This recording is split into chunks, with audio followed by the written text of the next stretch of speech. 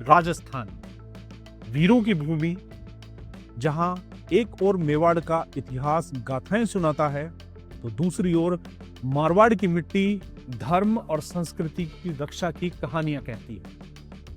लेकिन इसी राजस्थान की धरती पर आजकल एक खतरनाक खेल चल रहा है, धर्मांतरण का खेल। यह खेल ऐसा है जो सीधा लोगों की आस्था, उनकी जड़ों और उनकी पहचान पर हमला करता है। गरीब, असहाय और अनपढ़ लोगों को लालच देकर, उन्हें बहला फुसलाकर या डराकर धर्म उनका बदलवाया जाए। और हैरानी की बात यह है कि यह सब सुनियोजित तरीके से संगठित गिरोहों और बाहरी फंडिंग के दम पर हो रहा है। सीकर के हाउसिंग बोर्ड इलाके की कच्ची बस्ती, संकरी गलियों में छोटे छोटे घर जिनके बाहर हरे झंडे लहरा रहे हैं। दरवाजों के अंदर कुछ जगह मंदिर बने हैं तो कुछ जगह मस्जिद। लेकिन सबसे बड़ा झटका तब लगा जब परिवारों के नामों का तालमेल सामने आया। राधेश्याम और संतोष के बेटे का नाम शकील निकला। कुलदीप और ममता के बेटे का नाम इमरान बताया गया। गोपाल के घर में कुरान भी रखी थी और आरती की थाली भी। जांच में साफ होता है कि इन परिवारों के असली नाम तो हिंदू हैं, लेकिन लालच और दबाव में उनके बच्चों के नाम मुस्लिम कर दिए गए हैं। दस्तावेज भी इसी हिसाब से बन गए।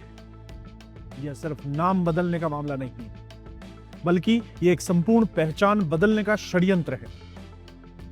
राजस्थान में यह धर्मांतरण का अकेला मामला नहीं। हाल के वर्षों में प्रदेश के कई इलाकों से बड़ी खबरें आती रही हैं। अलवर में हाल ही में दलित और गरीब परिवारों को नौकरी, शिक्षा और इलाज का लालच देकर धर्मांतरण करवाया गया। कई परिवारों ने कबूल किया कि उन्होंने इस्लाम अपनाने पर मुफ्त राशन और बच्चों की पढ़ाई के लिए मदद का वादा किया भी। गांवों के मंदिर वीरान हो गए हैं और कुछ घरों में नए नए मस्जिदनुमा ढांचे बनने लगे। यह सब इतनी तेजी से हुआ कि गांव वाले खुद समझ ही नहीं पाए कि कब उनकी संस्कृति पर आघात हो गया। आदिवासी इलाकों में धर्मांतरण का सबसे बड़ा खेल चर्च मिशनरियों के जरिए चल रहा है।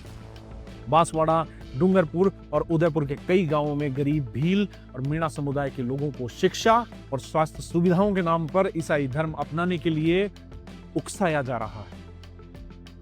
कुछ साल पहले बांसवाड़ा जिले के कुशलगढ़ में एक पूरा गांव ईसाई धर्म अपना चुका था। लोग चर्च की प्रार्थना सभा में जाने लगे और धीरे धीरे अपने पारिवारिक त्योहारों को छोड़ बैठे। दिवाली की जगह क्रिसमस और होली की जगह गुड फ्राइडे मनाने लगे। राजधानी जयपुर के आसपास भी धर्मांतरण की साजिशें सामने आती रही। इसके अलावा हाल ही में टोंक जिलों में कुछ लोगों ने खुलेआम हिंदू युवाओं को इस्लाम अपनाने के लिए लालच दिया। यहां तक कि कुछ मामलों में निकाह के बहाने युवतियों को फंसाकर उनका धर्म परिवर्तन करवाया गया। लव जिहाद और धर्मांतरण का यह संगम इतना खतरनाक था कि पुलिस को कई बार दखल देना पड़ा।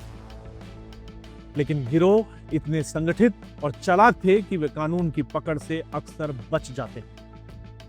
राजस्थान में धर्मांतरण के 3 बड़े तरीके सामने आते हैं। पहला, लालच देकर। पैसे, नौकरी, मुफ्त राशन, बच्चों की शिक्षा, इलाज और विदेश जाने तक का लालच दिया जाता है। दूसरा, भय दिखाकर। दलित और गरीब परिवारों को यह कहकर कराना कि अगर तुमने धर्म नहीं बदला तो तुम्हारे साथ बुरा होगा। तीसरा कारण, भ्रम फैलाकर। झूठे चमत्कार दिखाकर बीमारी से मुक्ति का दावा करके या झूठी बातें फैलाकर धर्म बदलवाया जाता है। धर्मांतरण केवल धर्म बदलने का मामला नहीं, ये एक सांस्कृतिक आक्रमण है। गांवों के त्योहार बदल गए हैं, पारंपरिक रीति रिवाज खत्म हो गए हैं, लोग अपनी जड़ों से कटने लगे हैं और समाज में बंटवारा बढ़ गया है। जब पहले एक ही गांव में सब मिलकर होली दिवाली मनाते थे, वहीं अब लोग अलग अलग प्रार्थनाओं और अलग अलग त्योहारों में बंट गए हैं। राजस्थान में धर्मांतरण का खेल किसी संयोग का परिणाम नहीं, यह एक सुनियोजित साजिश है। इसमें विदेशी फंडिंग, संगठित गिरोह और स्थानीय स्तर पर एजेंट शामिल हैं। गरीब और असहाय लोगों को निशाना बनाना आसान है, लेकिन इसका परिणाम समाज के लिए घातक है। भजनलाल शर्मा सरकार का कानून सही दिशा में उठाया गया कदम है, लेकिन इसे लागू करने में सख्ती और सतर्कता की जरूरत है। साथ ही समाज को भी जागरूक होना होगा, क्योंकि धर्मांतरण केवल एक व्यक्ति की आस्था नहीं बदलता, बल्कि पीढ़ियों की पहचान को मिटाकर रख देता। यह सिर्फ हिंदू से मुस्लिम या हिंदू से ईसाई बनने की बात नहीं, यह राजस्थान की आत्मा को कमजोर करने की कोशिश है। और याद रखिए, जिस दिन समाज अपनी जड़ों से कट जाता है, उस दिन उसकी पहचान भी मिट जाती है।